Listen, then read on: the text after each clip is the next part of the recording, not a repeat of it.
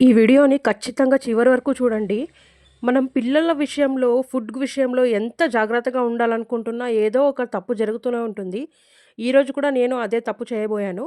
ఈరోజు చూడండి టమాటోస్‌లో ఎన్ని పురుగులున్నాయి. మనం నార్మల్‌గా టమాటోస్‌ని క్లీన్ చేసుకుంటాము. ఏమి ఉండవులే, పురుగులేమి ఉండవులే అనుకోని అలాగే వేసేస్తుంటాం కూరల్లో, పప్పుల్లో. బట్ ఈరోజు మా వదిన చెప్పారనేసి చెక్ చేశాను టమాటోస్‌ని. చూడండి లైవ్‌లో ఎలా బతికే ఉన్నాయి పురుగులు. 3, 4 టమాటాస్‌లో అలాగే పురుగులున్నాయి.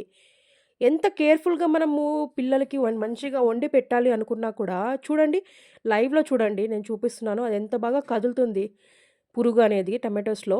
మనం ఇన్ని రోజులు ఎలా కన్జ్యూమ్ చేసామో అనేది అర్థం అవ్వట్లేదు.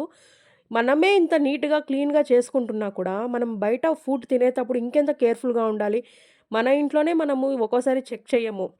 అదే హోటల్స్‌లో వాళ్ళు ఎలాంటి టమాటోస్ ఏస్తారో, ఎలాంటి పదార్థాలు వాడతారో తలుచుకుంటేనే భయమేస్తుంది.